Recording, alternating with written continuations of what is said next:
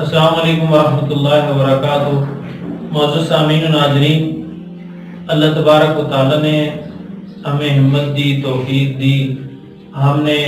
شوال المکرم کے روزے رکھے، رمضان کے روزے رکھے، پھر شوال کے بعد لوگوں نے روزے رکھے، کچھ رکھ رہے ہیں،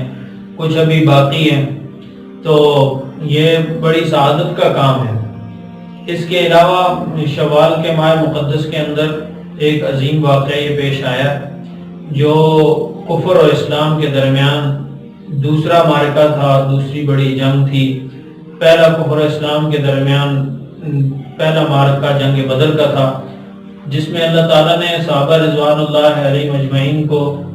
اور محمد رسول اللہ صلی اللہ علیہ وسلم کو بڑی رفتیں، بلندیاں، کامیابی اور نصرت سے مالا مال فرمایا۔ جنگ احد میں بھی صحابہ رضوان اللہ علیہ مجمعین کی تعداد کفار کے مقابلے میں کم تھی۔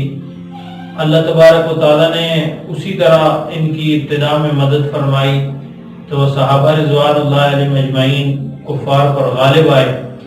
اور کافر تتر بتر ہونے لگے، یعنی اپنے ساز و سامان کو چھوڑ کر بھاگنے لگے۔ اس جنگ میں ایک خاص بات جو ذہن نشین کرنے کی ہے وہ یہ ہے کہ اللہ کے رسول صلی اللہ علیہ وسلم نے چند صحابہ کو ایک خاص گھاٹی پر ٹھہرنے کا حکم دیا، مقرر فرما دیا، اور یہ حکم ان کو دیا کہ شکست ہو یا فتح ہو، بہر دو صورت آپ اسی گھاٹی پر کھڑے رہیں گے۔ لیکن جب ابتدا میں صحابہ رضوان اللہ علیہ مجمعین نے جوش و خروش کے ساتھ کفار کے ساتھ جنگ کی تو کافر بھاگنے لگے، تو گاڑی پر موجود صحابہ رضوان اللہ علیہ اجمعین نے آپس میں یہ کہا، اپنے جو امیر مقرر کیا گیا تھا ان سے یہ کہا کہ اللہ کے رسول صلی اللہ علیہ وسلم کا حکم جنگ کے وقت کے لیے تھا، لہذا ہمیں نیچے اترنا چاہیے اور کفار کا پیچھا کرنا چاہیے، مال غنیمت جمع کرنا چاہیے۔ امیر جماعت نے ان کو سمجھایا کہ ایسی بات نہیں ہے، بلکہ ہم آخر دم تک یہیں رہیں گے جب تک رسول پاک صلی اللہ علیہ وسلم کی طرف سے کوئی دوسرا حکم نہ آ جائے۔ بہرحال صحابہ رضوان اللہ علیہ مجمعین سے اتحادی غلطی ہوئی تو صحابہ اتر آئے، صرف امیر اور ان کے ساتھ چند ساتھی وہاں باقی رہ گئے۔ کفار میں سے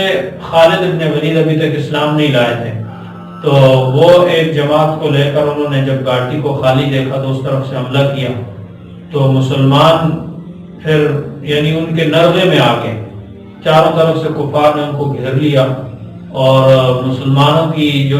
جو فتح تھی شکست میں تبدیل ہونے لگی، تو بہت زیادہ پریشان ہوئے مسلمان، یہاں تک کہ اللہ کے رسول صلی اللہ علیہ وسلم کے دندان مبارک بھی شہید ہوئے اور لوہے کے خود کی 2 کڑیاں بھی اللہ کے رسول صلی اللہ علیہ وسلم کے چہرہ اقدس میں گھس گئی تھی، جن کو عبیدہ ابن جراح رضی اللہ تعالیٰ نے دانتوں سے کھینچ کر نکالا تو ان کے دانت بھی ٹوٹ گئے۔ یعنی اس قدر سختی اور پریشانی کا سامنا کرنا پڑا، صرف اور صرف اس کی وجہ یہ تھی کہ صحابہ رضوان اللہ علیہ اجمعین سے نادانستہ طور پر غلطی ہو گئی تھی، یعنی رسول پاک صلی اللہ علیہ وسلم کے حکم کی نافرمانی نادانستہ طور پر ہو گئی تھی۔ حالانکہ جان بوجھ کر انہوں نے ایسا نہیں کیا، لیکن یعنی ایک رائے قائم کی کہ اب جنگ ختم ہو چکی ہے، لہذا میں نیچے اترنا چاہیے، کفار کا پیچھا کرنا چاہیے، مال غنیمت جمع کرنا چاہیے، تو اللہ تبارک و تعالیٰ نے یعنی آئی ہوئی مدد کو اٹھا لیا اور قیامت تک آنے والے انسانوں کو یہ بات سمجھائی کہ اگر آپ سے نہ جانتے ہوئے بھی رسول پاک صلی اللہ علیہ وسلم کی نافرمانی ہوگی تو اللہ تبارک و تعالیٰ کی آئی ہوئی مدد اٹھ جائے گی۔ صحابہ رضوان اللہ علیہ اجمعین پھر اس جنگ میں شہید ہوئے، بہت سے صحابہ زخمی ہوئے، اللہ کے رسول صلی اللہ علیہ وسلم بھی زخمی ہوئے۔ آپ کے لاڈلے چچا میرے حمزہ رضی اللہ تعالیٰ عنہ جن کو سید الشہداء اور اسد اللہ و اسد رسول کا لقب ملا، انہوں نے بھی جام شہادت نوش کیا، ان کو مسلح کیا گیا۔ یعنی اس قدر تکالیف اور اس قدر مشقتیں اس جنگ میں صحابہ رضوان اللہ علیہ مجمعین نے برداشت کی، لیکن اس کے باوجود بھی اعلاء کلمت اللہ کے اندر، دین کی سربلندی میں، دین کی اشاعت کے اندر